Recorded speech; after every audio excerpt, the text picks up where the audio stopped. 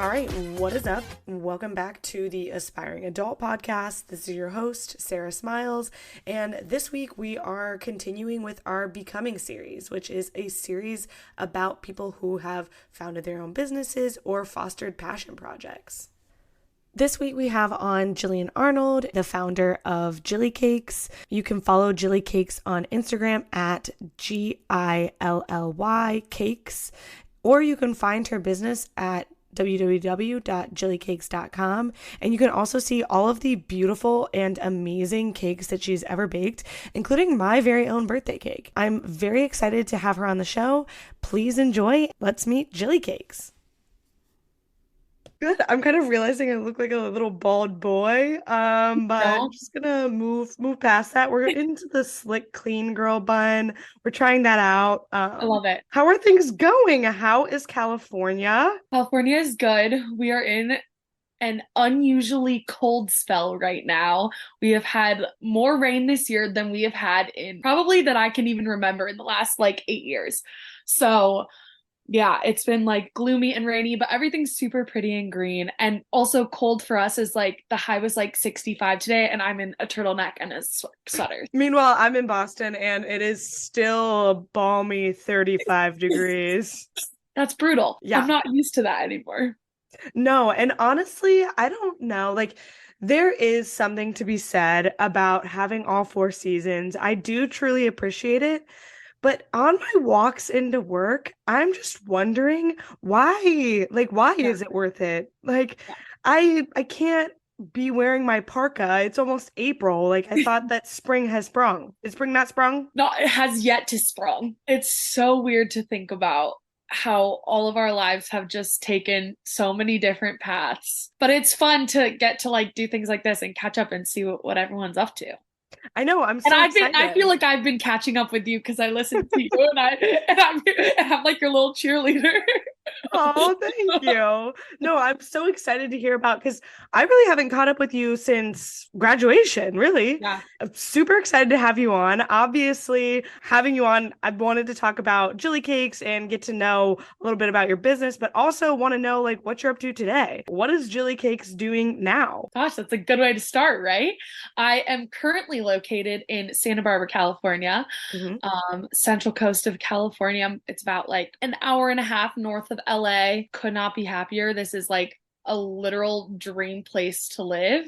I am like a few miles from the beach and also like drive through the mountains every day to get to work. So it's pretty unreal. That's out of a Yeah, Hallmark but movie. also, like like everybody in California is like mad at the weather right now because they're like, we don't pay for this. And I'm like, okay, calm down, calm down. It'll pass, people. It'll pass. Yeah, so I have been working in the wine industry since I graduated. Graduated what, 2021? May Yep. of 2020. I know. Seems like yesterday, but also 10 years ago. Yes.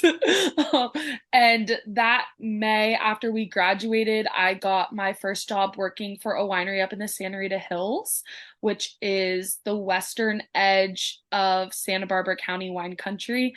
So if people know wine country, that might mean something to them. But I worked with them for a year and a half and then moved down to Santa Barbara, worked for another winery in a tasting room manager position after that called Marjoram Wine Company. So I was there for the last another year.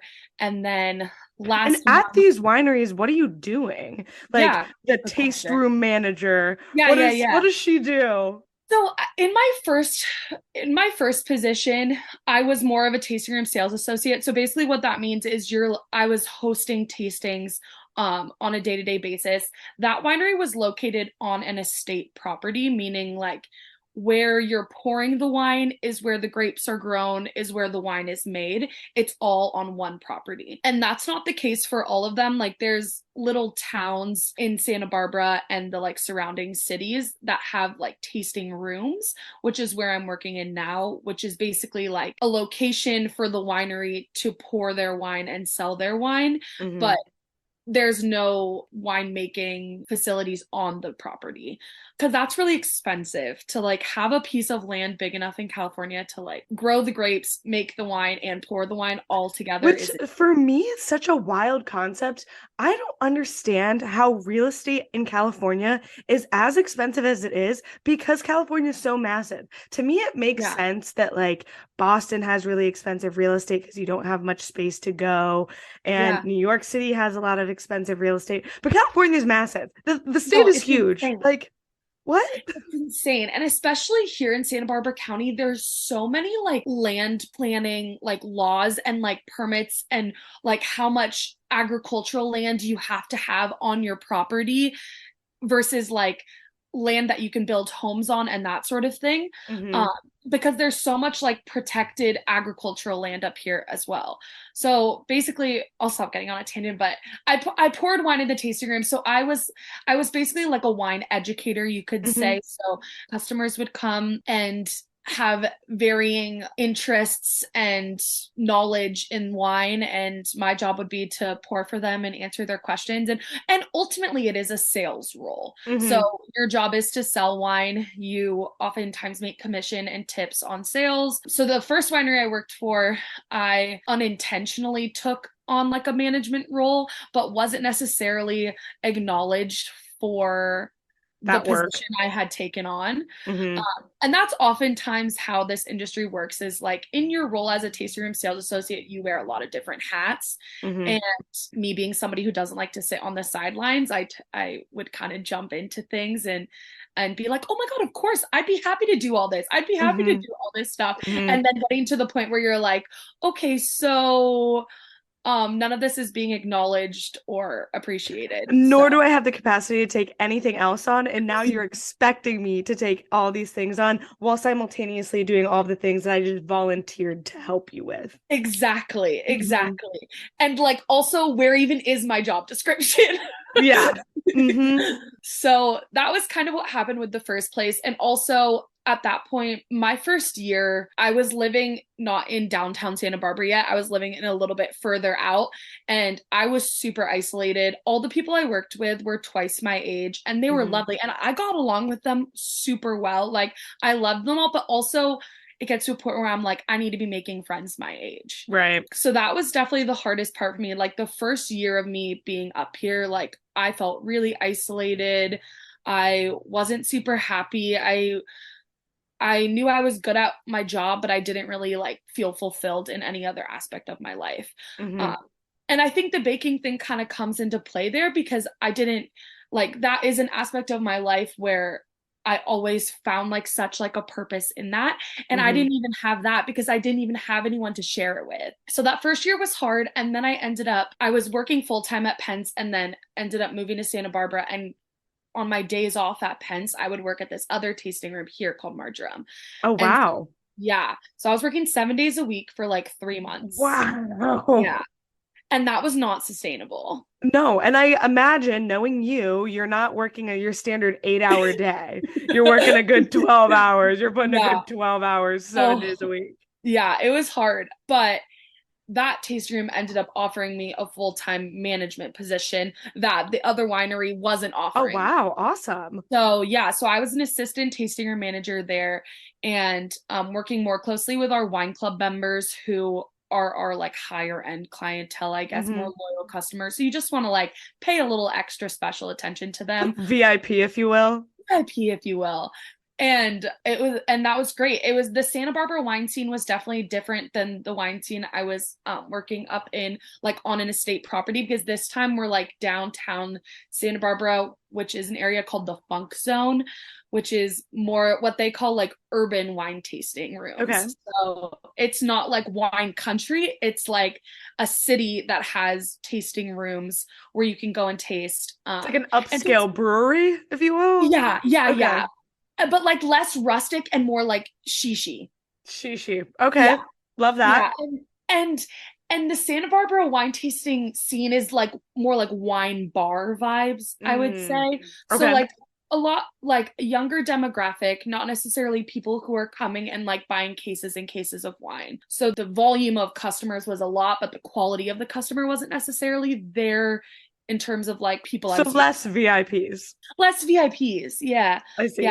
But I mean, but also what does a VIP mean? I mean, like in the wine world, like I love educating people on wine. So if Mhm. somebody wants to like listen and ask questions, like I'll talk to you all day, every day about it, no matter how How much much money. money you're spending? Yeah. So that's what I really like about it. But that I didn't necessarily get that much at Marjoram. But also, yeah. And then what brings me to where I am now is 2 months ago, I reached out to this lady named Sunshine. That is her literal birth given name. That is such a California thing. I feel like She's from California and Ohio. no way. That's a lie. I know. She went to the Ohio State.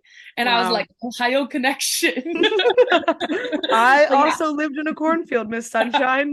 she is a winemaker here in Santa Barbara County, and I've always loved her wines and her energy and her as a person, and I've just like looked up to the business that she has created. And so, my friends and I had always said like, if we were to pick a dream person to work for, it would be her.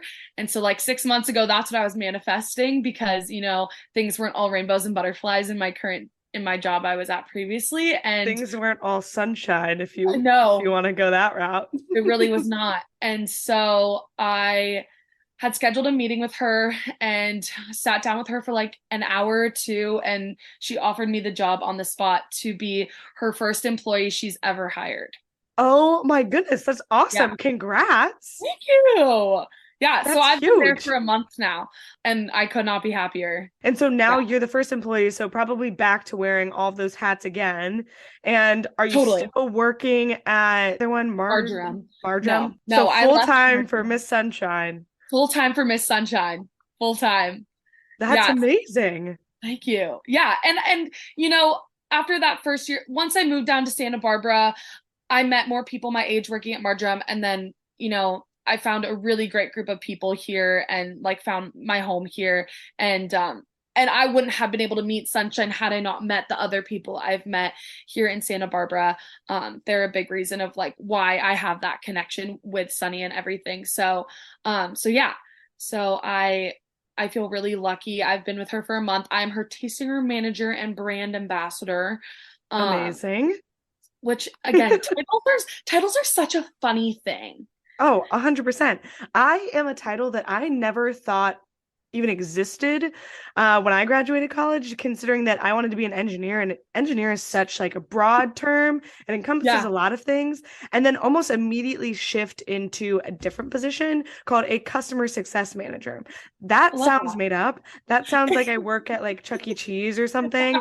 Like it's when I heard this title, is that something we can work on? Is that we're cemented with that? Okay, cool. Titles are a really weird and finicky thing. that. And especially because I feel like after college, you attribute so much of your identity to your major, and your major was extremely unique. So Miami also had the unique opportunity, which I'll let you talk more to because you definitely know more about it. But we had the unique opportunity to kind of create your own major. So what Yeah. did you end up majoring in college? Yeah.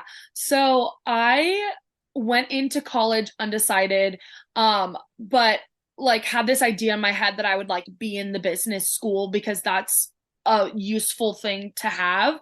And turns out that's like much harder than you think.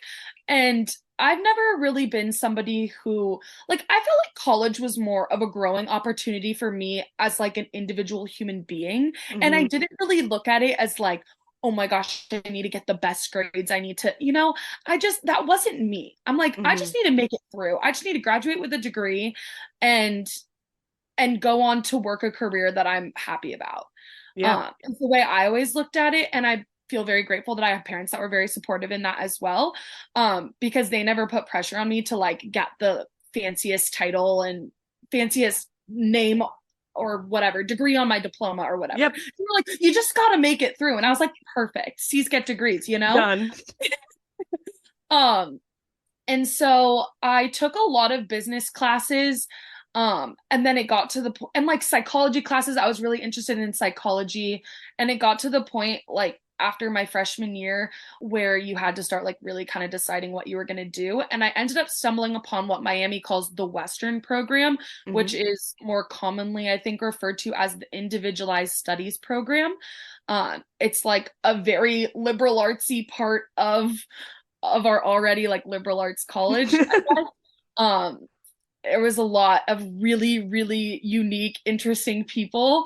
To say the And least. most of my classes in the Western program were, and I hate that I say that with quotes because it was a thing, but like Yep. most of the classes were like 6 people. Yeah. So when you were in like your engineering classes with like a lot more people, Dude, we lost. had like 30. Like Yeah, it was yeah, not, we were yeah, not a that's true. business. Yeah, we weren't a business class where there was 120 or like Yeah, 200 people per lecture. Like definitely six is a way like knock, but engineering was not that yeah, not yeah. that deep. So it was super small, and it was also stationed out of Peabody Hall on Miami University's campus, which is like also the furthest point of campus, and it's also haunted. And Hmm. it also, yeah, and all of our classes were on like the fourth floor of that building. For our major. But Perfect. we only had like a few classes within the major, and a lot of them were more like working with your advisor in the individualized studies program to hone in what exactly you wanted to focus on. Hmm. So, what my title for my major ended up being was um oh my gosh, I wrote this down because like I always like get to this point and then I'm like, what exactly did I do? Okay, so my title was Small Business Administration and Global Wine Studies. Okay, Yeah, so that is a mouthful, and so yeah, definitely difficult to kind of keep track of. But yeah, at the same time, it's kind of funny because that's exactly what you are, and like yeah. your personality trait to a T, and definitely circles back to your theme of doing what you're passionate about and not just doing things to do things. Totally. Totally. It all had a purpose. And Hmm. I hated taking classes that didn't have a purpose. And this program made it so I intentionally picked every single class that I was interested in for a purpose. Hmm. And like there was a lot of requirements you have to fill, like humanities requirement and things like that. But like I had flexibility in that.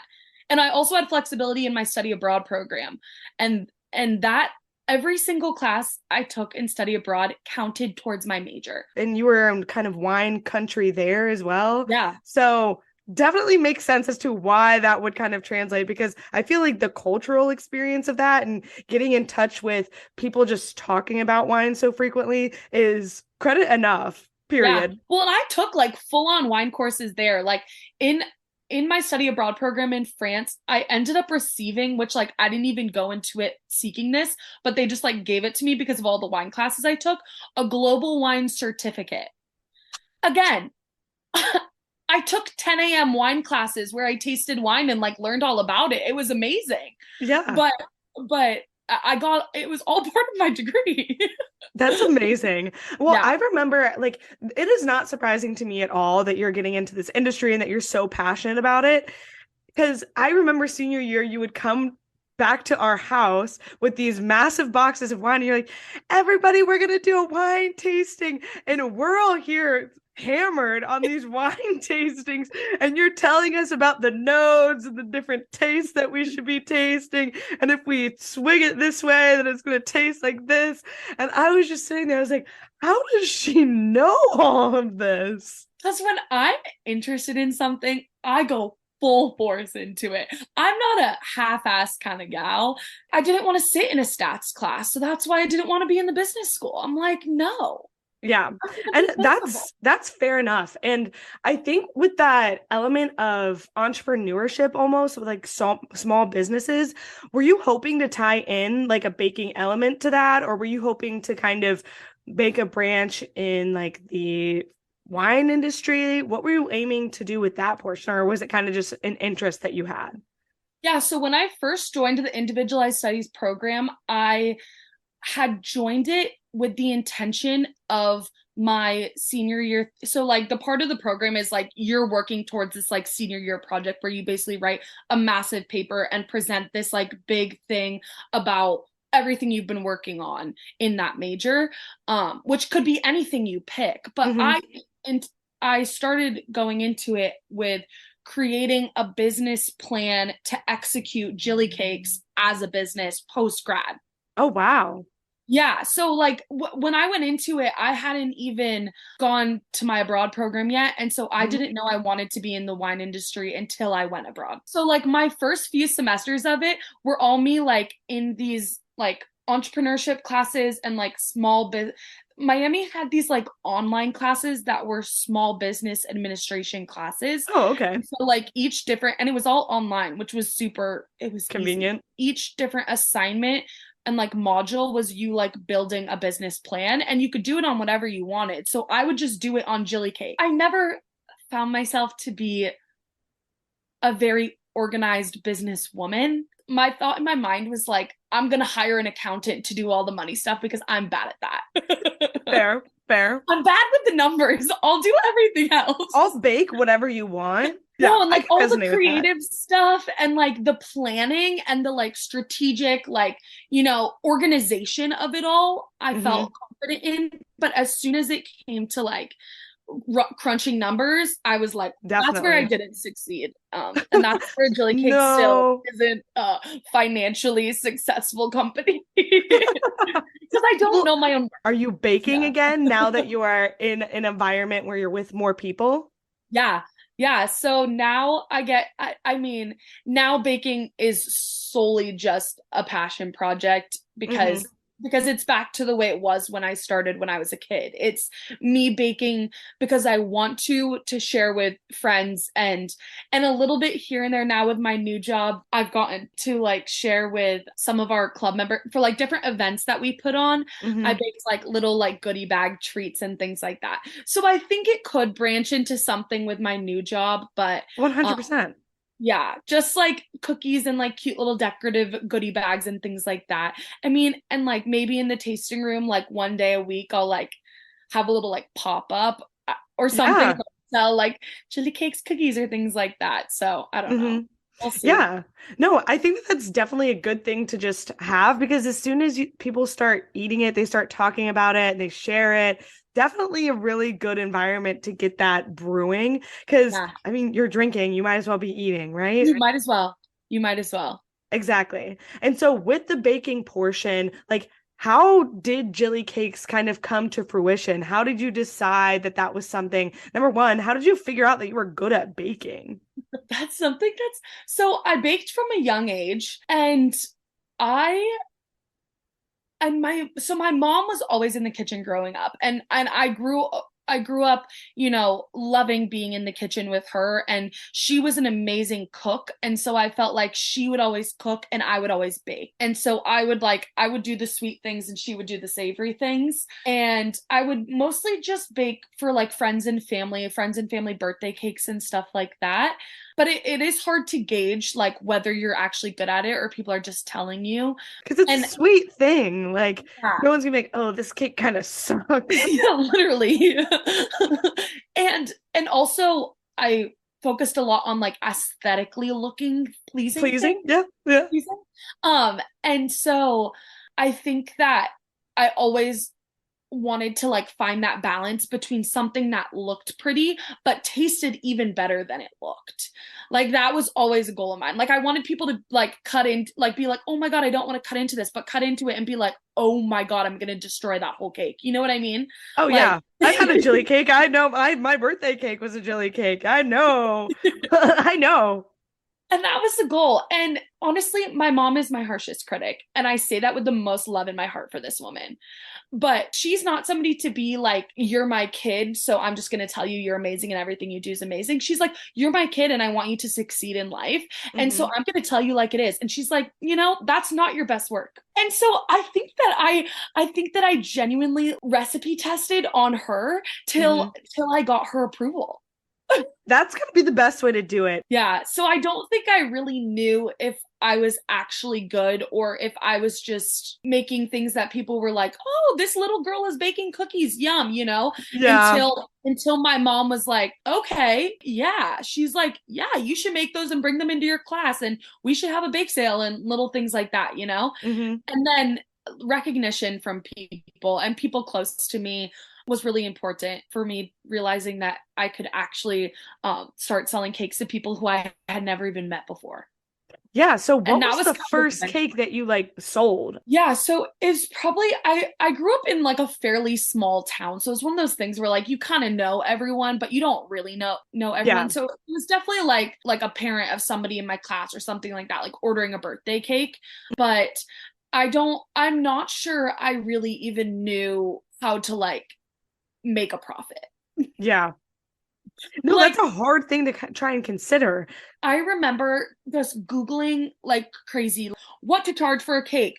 And nobody puts that it's so dependent on so many factors that nobody just you can't Google, maybe you can now, but like what 10 years ago when I was doing this, you can't just Google like how much to charge for an 8-inch cake and things come up. It was all like Hmm. it was a lot of like wedding cake prices, so it's like charging per slice and things like that. And I'm like, I'm not charging per slice. Like this isn't a wedding cake. And so Hmm. I think I would just come up with a number like $40 Yeah. and like and just like use that and be like, well, I hope I at least like spend less on groceries than I'm charging this person. Yeah, because And I mean, it's not like you're buying Betty Crocker's cake mix. no, it was a lot. And also I was I would go to this like local cake shop, so I would buy like a box and a like a round board for it to travel in and like things like that for every single cake. And Hmm. I think I could have been like buying that stuff in bulk and probably saving money. But but I didn't have that outlook on it at that point. I was Yeah. just doing it for fun. And I Yeah. liked how people liked what I was giving them. And I was creeping on your Instagram for GillyCakes and saw Uh-huh. that you did like a cookie decorating or like cake decorating Yeah. group work with a bunch of younger kids. Was that something that kind of was inspired after making your first cakes for sale? And did you charge people for this event? So the cake classes, it must have been like a summer in between college or something, when I like needed something to do and I always worked at like a summer camp during the summer. And so this must have been like I needed to do something else other than just that. And I was like, I love teaching people things and Hmm. I really like kids. And I was like, Hmm. oh, that'd be fun and a good way to make some money to do like kids cake decorating classes. So I think I ended up doing 3 classes. It was a lot of work for me because Oh, I believe that. and that was another thing. It's like I wish and looking back on it, like I had fun throughout all of it. So it's totally worth it. But I wish I knew about like charging for my time back then. That was something I was never good at. I didn't like put a value on how much my time was worth. And Hmm. so I never charged for that. But yeah, the cake classes were so much fun. I baked all the layers and like prepped all the frosting and everything. So the kids just came in and I like gave them kind of a design we were working on and we all did it together and then they got to take their cake home with them. Oh my gosh, Um so much fun. yeah, and I think it would be and I did one like adult class and it ended up being like my mom and her friends and like my Hmm. sisters, which was so fun anyways, but I would love to incorporate that again and like do some sort of like wine and cake decorating event or Yeah. something like that. That would be Um, so, like, I feel like that's a natural progression, especially because there's a lot of those sip and paint classes totally. and things like that I that love it. people love a little activity while they're learning about wine. Like, you could teach them wine while you're also teaching them about baking. Shout out to Miami for prepping you for both of those things. I know. See.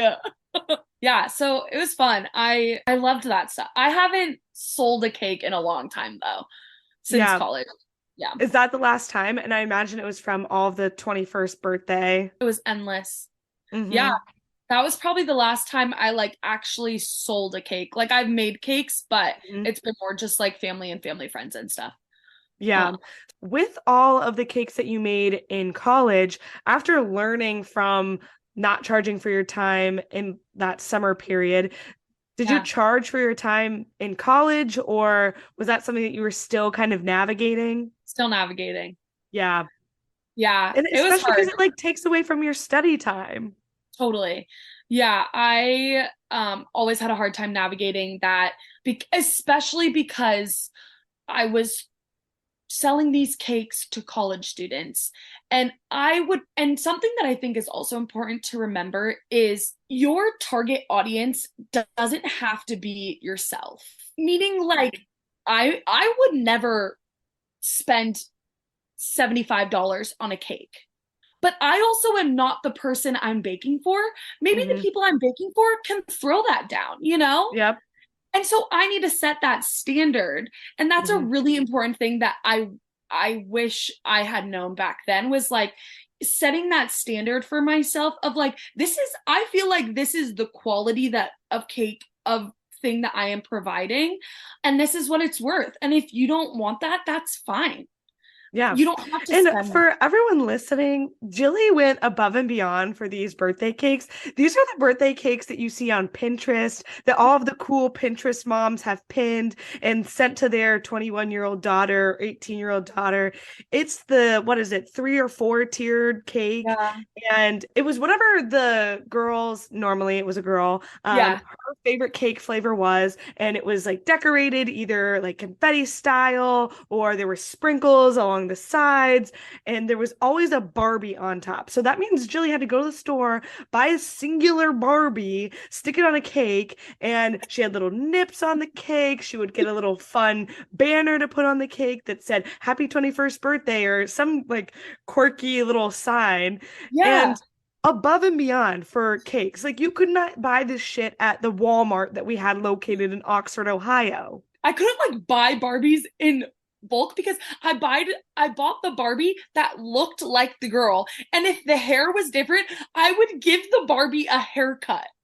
I would be like chopping Barbie's hair, straightening Barbie's hair, curling Barbie's hair. Like, legit, I don't know why. I ordered, the toppers always came from Amazon, and I sent the girls like options. Like, some said like, I'm 21 bitches, and some were like, yay, 21, and like more like, I don't know. They all said different things, so I gave them options of that. And I also didn't have a car.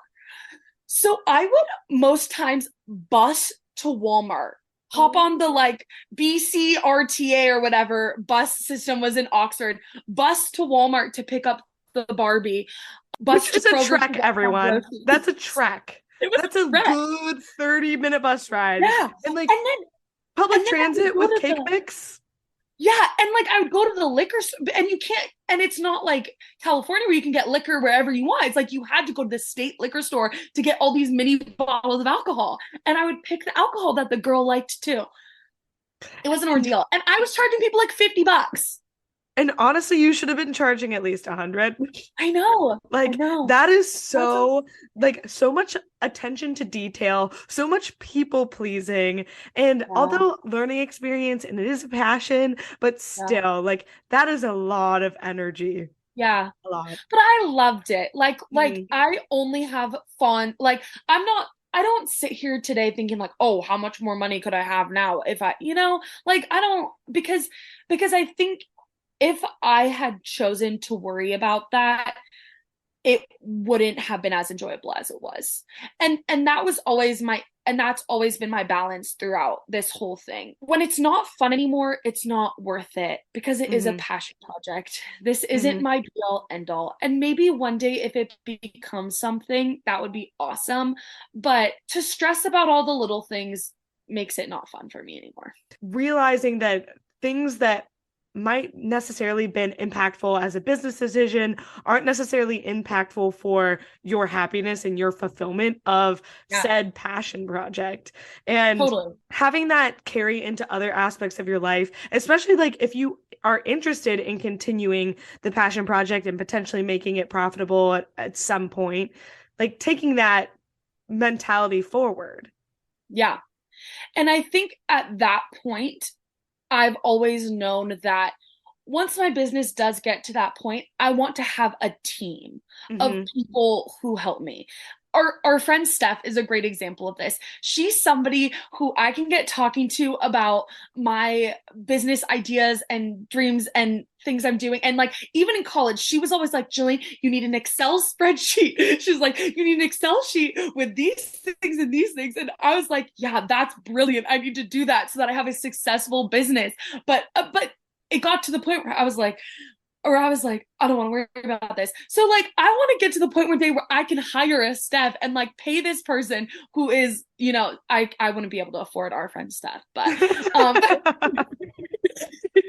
but No, like, what you need right now is a you, but a finance version of you that just loves yes. to people please and loves to just Yeah. help out, but is very financially responsible in the sense that they're the ones on the Excel sheet and they're the ones Yes. thinking, okay, Jilly, we're going to drive to the grocery store one time. We're going to Yeah. buy in bulk all of these items. Yes. Mm-hmm. 100%. And the thing is, like, like these are things I know, but I just when it comes to jelly cakes, just not something I ever wanted to worry about, because the baking part of it and the joy that I get from people's joy in the cake, it was so worth it to me. Yeah, because that was honestly one of my fondest memories in college.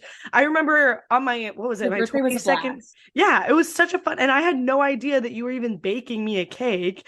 I don't, maybe I did. I don't even remember. I But don't either. I just remember the cake showing up. It's literally this smiley face. Yeah. And my jaw was on the floor. I was like, oh my God, this is the coolest thing I've ever experienced in my entire life. I took a bazillion pictures of the cake with you and the cake, you cutting the cake. The whole experience is documented. I'll have to post about it when I air this episode. But it was honestly one of like the peak moments, which is so weird to Aw. say because I am not a food Yeah. centric person at all. I don't know what is with me. I don't know. I just get hyper fixated on something, I Yeah, guess, and yeah. then I just continue doing it. But again, like not a food centric person, not at all. But that was one of the moments in college where I was like, this is the best thing, number one, that I've ever seen, number two, that I've ever eaten. And there's documentation, so much documentation to prove that. And so I think that really is just a testament to like how impactful your cakes were to people because I wasn't alone in that birthday transaction. Like there are so many other girls. If you scroll through our friends and our friends of friends, their Instagram accounts, I'm sure there's a jelly cake on their Instagram page. Either their friend had a jelly cake that they took a picture of because they were like, wow, that's an amazing cake. I'm going to post it on my Instagram. Or it's their cake and they're like, I can't wait for everyone to see this amazing cake that I had. Yeah. It's such a special thing.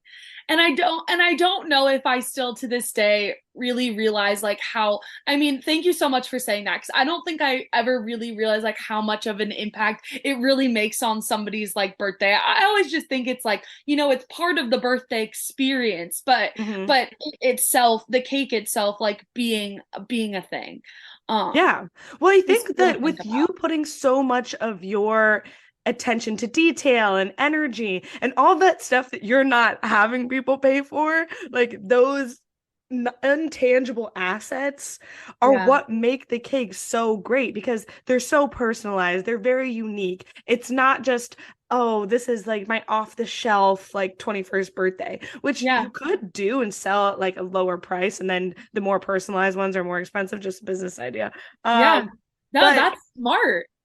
ultimately having that attention to detail then provides for the customer, which I guess is how I would describe it, the Yeah. enjoyer, the user, I don't know, the person eating the cake, then everyone else around it to feel that like joy and pride. And then to have you witness that is just another element on top of that. Because a lot of the times it was like some of our friends that were being baked for, at least them posting on Instagram if you baked for someone in school. Yeah. There was one time in college where I got a complaint about a cake, and this was 3 years ago, and I will never forget it. Wow, what So was the complaint? so I had made a cake prior for one of their friends' birthdays, and it was a great cake. It was the Barbie doll cake, but it was a cute cake. And so and then I was asked to make another cake for one of their other 21st a few months later. And the ask was really unique. Like the color scheme that they were going for and the words that they wanted written on it were all really different from what I typically did, but Hmm. I wanted and I did it. I Yeah. mean, I executed what she asked for. She paid for the cake, she picked up the cake. the birthday had happened, and I got a text the next day saying that it wasn't what she was expecting, and it wasn't the quality that she had seen from me before. Wow. And what And did you that respond? I refunded her. Wow. Yeah, I was devastated.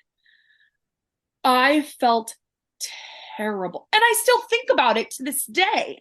Yeah. I feel terrible Mm-hmm. that it wasn't what she wanted, Mm-hmm. but I remember conversation around it being like, this is what she asked for. So it was what they asked for. No, it wasn't. It's not the proudest cake. It's not the cake I've been the proudest of. And so that's why I gave a refund, because I have because like circling back to the beginning of this, I have my mom in my head, you know? Mm-hmm. My mom is my toughest critic. And I look at that cake and I say, would my mom look at this cake and be like, great job, Jillian? Yeah. And for that one, she wouldn't have. She might Yeah. have been And like, that's that's ugly. well, that's the hard part of, I think, being a people pleaser and also working in the service industry. You Totally. want to make sure it's such a fine line because you Mhm. want to make sure that the customer is getting what they want, but at the same time, standing your ground and being confident in saying, this isn't typically what I do. Are you sure that this is what you want? And Yeah. just making sure, because I'm sure that the cake, I've not seen it, but I'm Yeah. sure that it was great and it was stellar and they all enjoyed and they ate the whole thing. It's not like Yeah. they like spit it out, there were eggshells in it. I don't perceive that as being a thing that you would ever do. But at the same time, it's really hard not to just give that full refund because Yeah. what else are you to do? Like you don't know what is really going on. And again, circling back to wanting to be a people pleaser, you don't want to disrupt your clientele because if Totally. they tell their friends, Jilly made a terrible cake and she made me pay for it, then no one else is going Yeah. to go into you. So it's like kind of one of those difficult things that how do you navigate that? Yeah, it was hard. So but that'll stick with me, and it's a learning thing. And so, I mean, part of that is that no, I have not. There are bad cakes. There are bad, batches of things. Like there are things that I've thrown out. Hmm. There are times where a cake has completely crumbled, and I just stand there staring at it, like, what am I gonna do now? And crying and having a meltdown. Yeah. Like I remember another time, this was in COVID times. Somebody had ordered a birthday cake. So I was like back in Pasadena with my family, and it was so hot. And my family lived in an old house that the air conditioning was always breaking. And heat is like the enemy of cake making. And they wanted like a raspberry mousse filling. And that's like already a really soft filling. And Hmm. the weight of the cake was just like smooshing all the filling everywhere. And so no matter how much I tried to, and this was back in like the GillyCakes times and the COVID times where I was like filming all my bakes I was doing. And so Hmm. like all my reels were like bakes. And like this is another, and actually maybe I'll share this video with you too, because it's hilarious because I time lapsed the video of this cake just getting destroyed and me just like, and it's a time lapse. So it's me like icing the cake sliding apart, the cake sliding, and then me standing there, but it's in time lapse. So you just see me like standing looking at the cake, and it's like an oddly long time lapse for me to just be like staring and like tears, like what the fuck do I do now? And I start over. That's all you can do. And then that's money down the drain. And then I'm like, good thing I don't have an Excel sheet, because then it would just show me negative, negative, negative, negative. Oh my God. When you throw cake away, like there's no saving that. Like you couldn't make cake balls out of Well, those, or no, is it that's what kind of I would do. Yeah, okay? no, Well, because at they'd the be like same cake time, pops like, for my family. Yeah. okay, yeah. And I feel like it's so devastating because it's just like you're just angrily making cake balls at that Yeah. point because you're like, Yeah. this was a failed attempt at me trying to make this mousse cake. That's where my mom walks in the kitchen and she's like trying to like give me her advice. And I'm Mm. just like, I literally go like, excuse me, sorry if you have an Alexa in your room, but I go, Alexa, play Green Day American Idiot. I don't want to be an American idiot. You start jamming hardcore jamming punk. while I'm like angrily like, don't talk to me. Don't tell me what I can do differently next time. I will figure it out on my own. Thank you very much. I'm dead. I love that American Idiot is the song. Something about Green Day is my rage playlist, you know? There's something about that song also, like the lyrics. I don't want to be in a while the cake is just sliding down. A little landslide moment while American Idiot is playing. Every passion project has some failures, you know? Oh You yeah. gotta get back up again. No, this is not a passion project, but I had a very similar feeling when I would do my science fair projects. So if any Yeah. of my elementary school teachers are listening, I normally just lied about my project because I didn't want to do it and I just assumed what the outcome was going to be. And so I would just Oh. make something up. And I remember there was this one time that I would like conduct the experiment, if you will, and then I would just fabricate the results. Mhm. I would set it up, but never actually perform the experiment. And so Oh. my like contents and step-by-step process never really made sense. And you know how you have to get those trifold boards where you're putting all the Yes. information on it? I was putting all All the of it. information on it, and my dad comes over and he looks at it and he's like, you know, I'm not really sure. This is adding up. And I was like, well, that's really weird because I 100% did this.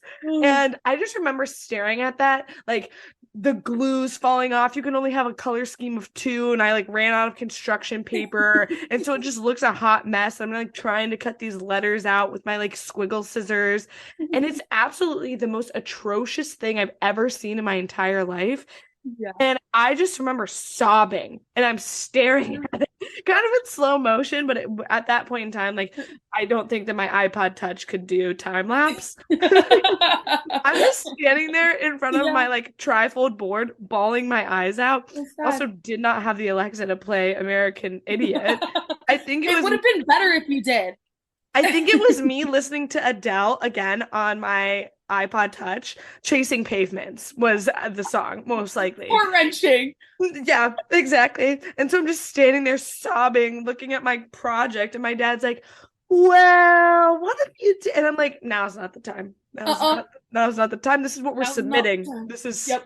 we're not Now making cake balls out of this, I'll tell you that. exactly. Put it Let's in make the cake shredder. balls out of life. I like that motto. Let's make cake balls out of life. When life gives you a deteriorating cake, we're gonna make some cake balls.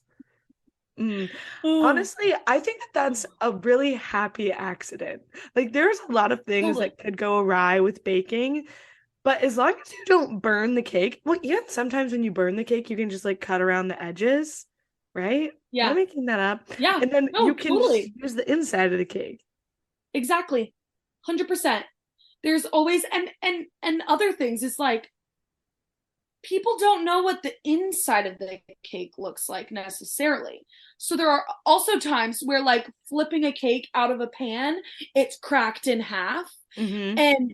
And also at that moment I have a bit of a anger, moment of anger. And then like, you know what, Jillian, you can do this. No That and one's then gonna know.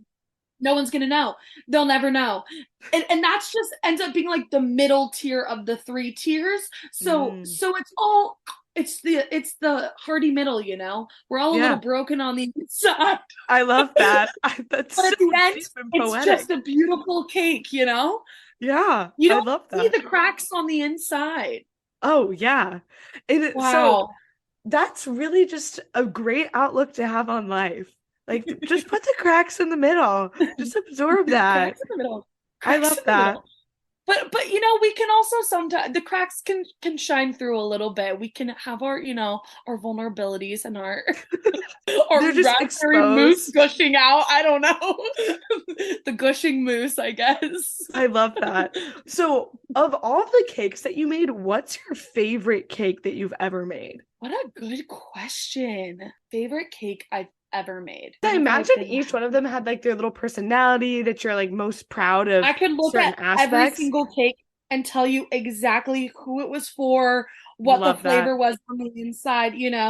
Hmm. I loved your 22nd cake so much. That was a Steph good one. Steph's 21st cake was what kind of set off GillyCakes in college. Yep.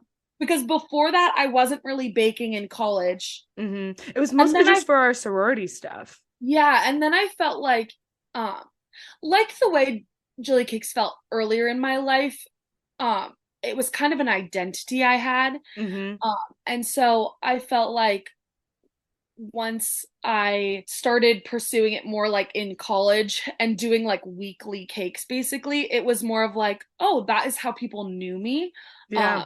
And I kind of liked that, like being a step in the door for me um, because it made me just a little bit more self-confident, I think. But I love this like lemon one. Oh yeah, I remember seeing That's that one on of your my Instagram. I was favorites. like, is this a promoted thing? And then I clicked on it. It was GillyCakes. I was like, no way. That's one of my favorites. That was for my best friend Abby's 21st birthday. We did hmm like a lemon theme. I loved that one. Um and I also love the tacos. The tacos are what people talk about the most. Yeah, That's like that's that such cake a is, fun one. and it's one that is so unlike any of the other cakes I've ever done. And then another cake that will always hold a special place in my heart. I'll pull up a photo of it, but I would say it was the first like big cake I did back in high school. And this is what kind of like set off GillyCakes like in my town.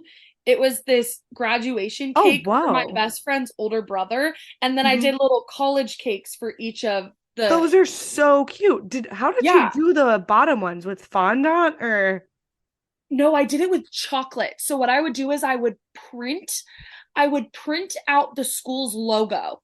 hmm And then I would take a piece of parchment paper. Oh, first I would flip the image, and then I would take a piece of parchment paper and put it on top of the image so that you could see through it, and the parchment paper the chocolate wouldn't stick to. And then I would melt different colored chocolates, and then I would pipe the chocolate onto the logo until it like set. It was not, I don't think it was the most Time cost saving? effective or time saving or easiest way to do it.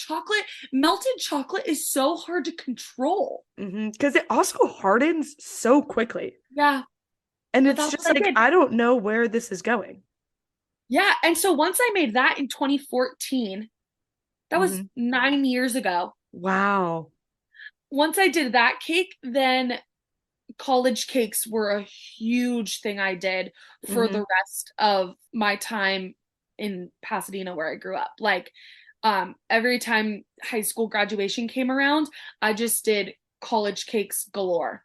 Yeah. Every Which is college that kind I of went funny to. because then it's funny, you find a niche that Yeah, you find yourself at, which kind of makes sense with like a cake yeah. industry or cake business because people don't just have random cakes. Uh-huh. It's normally an event, but it's funny that it was graduation and then in college it was 21st birthdays.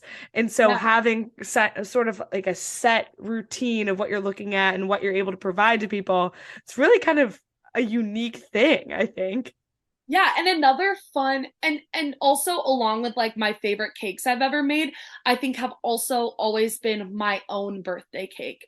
Like I love making my own birthday cake because it doesn't have to be whatever everybody else wants. Yeah. Because oftentimes what would happen is like people liked this one cake and so that's all they would order. My birthday cake, I could do whatever I wanted. So I got to be fully creative about it.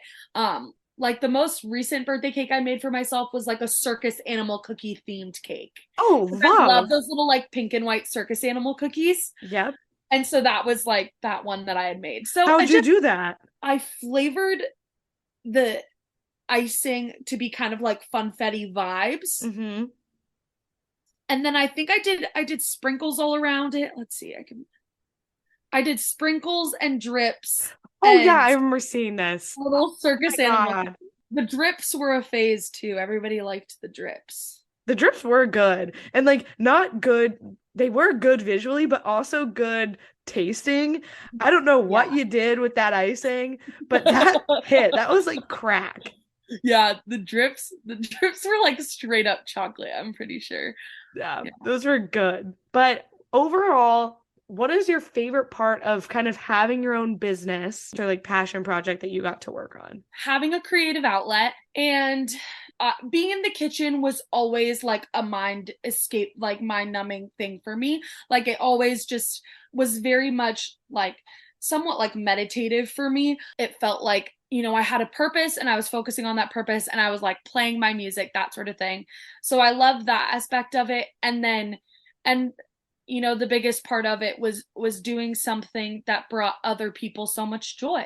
And I don't think I would have if it didn't make people happy. Having that meditative practice, if you will, not, I don't want to say if you will, because I keep saying if you will. My dad always makes fun of me because he's like, you get really caught up on saying one certain thing and then you just say it the entire episode. It's never the same thing, but it's always something. And I'm like, I haven't even noticed, so all right. that's Well, just giving you your yeah, no, it is. He's your mom, and her critiquing of your cakes is my dad in my podcast. He's like, "Oh, you keep repeating." Yeah, there was one time when you said ultimately like 30 times in an episode, and it was kind of concerning. I was like, "Okay." Thanks, Dad. But anyways, so meditative practices, having something that you can do solely for yourself after again working in the service industry and providing things to other people all day is such a relieving feeling because it's Totally. something that you have complete and utter control of and that makes you feel good. And Yeah. those two things in unison are euphoria. I will know I've made it in life when I don't have to wash my own dishes anymore. That has always been the bane of my existence. I will bake up a storm, and I'm a very neat baker. Like, I keep my Mhm. station clean as I go. But at the end of it, when it's all said and done, and this cake is sitting in front of me, and I'm proud of it, and I bring it to somebody, and they're happy with it, and then I have to go home and wash dishes. Ugh, bane of my existence. I would have traded with you if you wanted to do some sort of project with the baking industry. I would do your books and clean Wash up my after dishes? you. If you baked me a cake weekly, I would gain a ton of weight, but I think it would be worth it. And Okay, that would be my financial contract to you. perfect. Let's make this happen. I'm down for it. But what do you have planned for GillyCakes? Is it kind of something that you just see being a creative outlet for the time being? Do you want to try and form it back into a business? I know that you kind of mentioned the idea of potentially tying it in with a work event or things of that nature, but I always say eventually down the road, I think I will own my own business, whether that's alone or with people.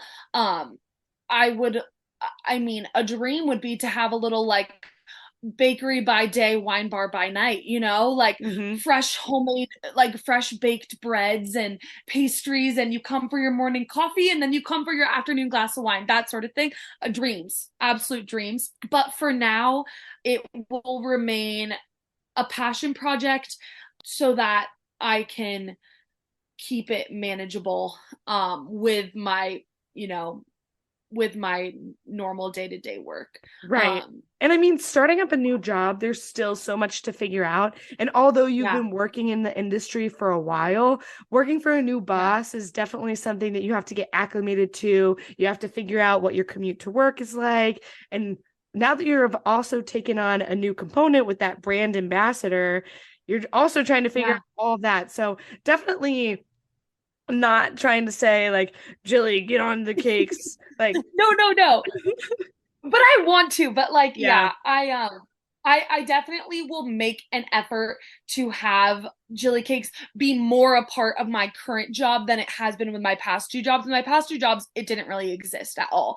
And with Mhm. this new job, there is so much more space for that, I think. So I'm really excited about that opportunity because I know that because she is so supportive of me and so open to any ideas I want to bring to the table. So if I told her like, hey, weekly, I want to make a new cookie flavor, I want to post about it and say, pop up in the future perfect tasting room, a little pop-up shop for GillyCakes, like come get your brown butter toffee chocolate chip sea salt cookies, Done. I'm there. I'm um flying out. yeah, and like just little things like that I think would be really fun because also it gets people through the door of future perfect, and then there we go, and then we're selling Mhm. wine and we're selling cookies.